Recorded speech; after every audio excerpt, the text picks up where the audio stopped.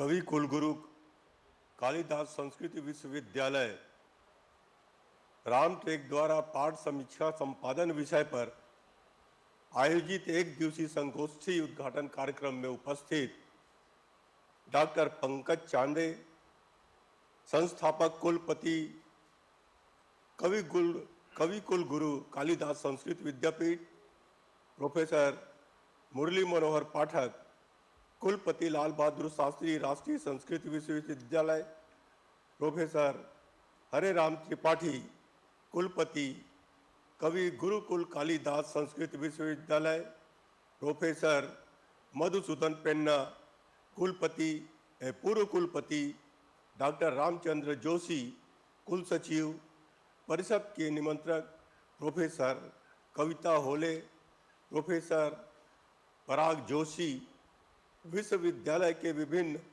प्राधिकरण बोर्डों के सदस्य, डीन और संकाय सदस्य, कर्मचारी, शोधकर्ता, आमंत्रित देवियों और सज्जनों, आज हम बहुत महत्वपूर्ण दिन पर मिल रहे हैं। आज ही के दिन 75 साल पहले हैदराबाद और मराठवाड़ा निजाम संस्थान से मुक्त हुए और भारत का हिस्सा बने थे। आज का यह दिन हमारे जनप्रिय प्रधानमंत्री श्री नरेंद्र मोदी जी का जन्मदिन भी है। कल के दिन कवि कुलगुरु कालिदास संस्कृत विश्वविद्यालय अपने स्थापना की 26वीं वर्षगांठ मना रहा है। विश्वविद्यालय द्वारा निर्मित संशोधित छात्र भवन, रिसर्च स्कॉलर हॉस्टल तथा कुलगुरु निवास के लोकार्पण समारोह में स्वयं उपस्थित रहने की स्वीकृति दी थी, लेकिन समय के अभाव के कारण उपस्थित नहीं हो सका। मैं चाहता था कार्यक्रम के साथ सभी अधिकारियों व छात्रों से भी मुलाकात करने का अवसर मिल सकेगा। संशोधक छात्र भवन निर्माण से संस्कृत में अनुसंधान करने हेतु विभिन्न प्रदेशों तथा देशों से विश्वविद्यालय में आने वाले छात्रों को बहुत सुविधा होगी। इसके लिए मैं विश्वविद्यालय का हार्दिक अभिनंदन करता हूं। आज कवि कुलगुरु कालिदास संस्कृत विश्वविद्यालय के संस्कृत भाषा और साहित्य विभाग द्वारा पाठ्य आलोचना पर एक दिवसीय संगोष्ठी का भी आयोजन किया जा रहा है। हमने पढ़ा था कि संत एकनाथ महाराज ने ज्ञानेश्वरी के विभिन्न पाठ भेद का लगभग 250 वर्षों के बाद शुद्धिकरण किया था। मैं आशा करता हूं कि आज की संगोष्ठी में भारत में पाठ्य आलोचना, महाभारत में पाठ्य आलोचना, संस्कृत और अन्य भाषाओं में पांडुलिपि अध्ययन और सॉफ्टवेयर भाषाओं में के उपयोग पर चर्चा निश्चित रूप से शिक्षकों, छात्रों और शोधकर्ताओं को समृद्ध करेगी। इस अवसर पर मैं विश्वविद्यालय को, कुलपति प्रोफेसर हरे राम त्रिपाठी जी को तथा आयोजनकर्ता प्रोफेसर कविता होले और प्रोफेसर पराग जोशी को विशेष रूप से हार्दिक अभिनंदन करता हूं। मैं अक्सर विश्वविद्यालयों से कहता हूं कि उन्हें समाज से अलग होकर काम नहीं करना चाहिए। विश्वविद्यालय समाज और देश का अभिन्न अंग है। उन्हें लोगों के बीच और लोगों के हित के लिए काम करना चाहिए। इस पृष्ठभूमि में महिलाओं को सिलाई मशीन देकर आर्थिक रूप से आत्मनिर्भर बनाने के लिए विश्वविद्यालय का आउटरीच कार्यक्रम वास्तव में सराहनीय है। छात्र छात्राओं, कई भाषाओं की जननी संस्कृत भारत की विरासत में गहराई से निहित है। यह दुनिया की सबसे पुरानी भाषाओं में से एक है। सदियों से संस्कृत ने हिमालय के पहाड़ी रास्तों को पार किया है। इसने सप्त सिंधु को पार कर लिया है और इस प्रक्रिया में हमने हमारी संस्कृति को आकार दिया है। विज्ञान और प्रौद्योगिकी के संदर्भ में संस्कृत ग्रंथों में बहुत कुछ समाहित है। वैदिक गणित संस्कृत में उपलब्ध साहित्य का एक हिस्सा है, जिसमें त्रिकोणमिति, बीज गणित और खगोल विज्ञान शामिल है। यह उस चीज की खोज है, यह उस चीज की स्रोत है जिसे आज हम अंकों की अरबी प्रणाली कहते हैं। आर्यभट्ट के शून्य की अवधारणा वैदिक गणित का आविष्कार रही है। प्राचीन भारतीय गणित ने हमें पृथ्वी और अन्य खगोलीय पिंडों का आकार निर्धारित करने का सूत्र भी दिया है। यूरोप के पुनर्जागरण से बहुत पहले स्वास्थ्य चिकित्सा संस्कृत साहित्य का एक हिस्सा थी। हम सौभाग्यशाली हैं कि हमारे देश में सुश्रुत और चरक जैसे वैद्य राज हुए हैं जिनकी अंतर्राष्ट्रीय स्तर पर गिनती होती है। इसलिए मेरा दृढ़ता से मानना है कि हमारे संस्कृत संस्थानों को अलग थलग रहकर काम नहीं करना चाहिए।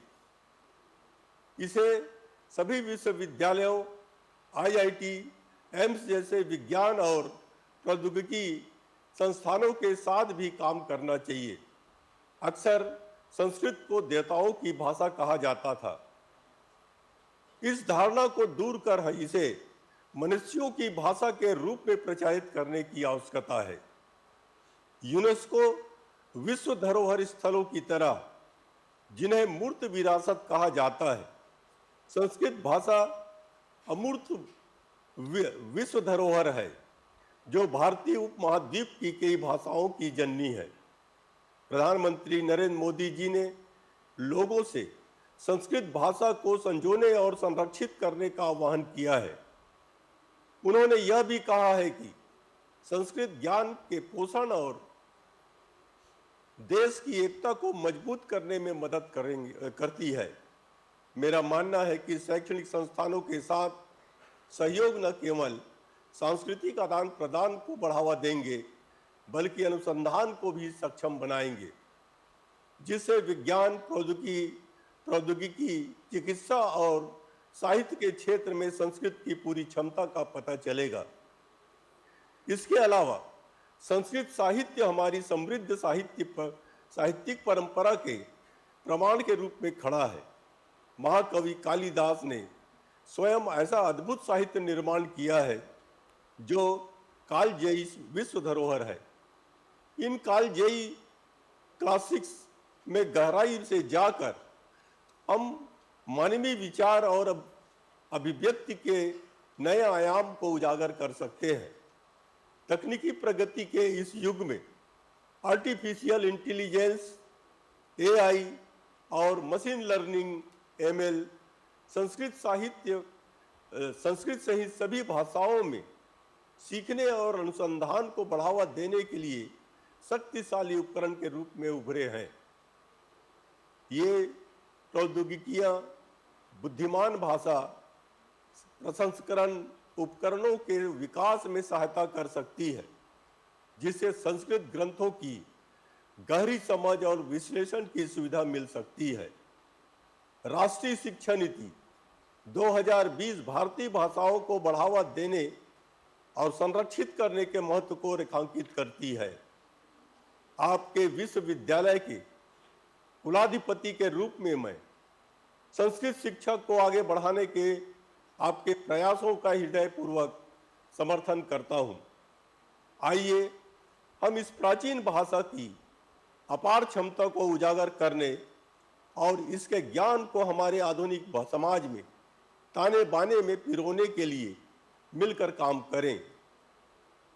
मैं इतना कह सकता हूं कि अभी लोग बोलते हैं कि संस्कृत भाषा पढ़ने से हमको नौकरी नहीं मिलेगी, हम संस्कृत क्यों पढ़ें?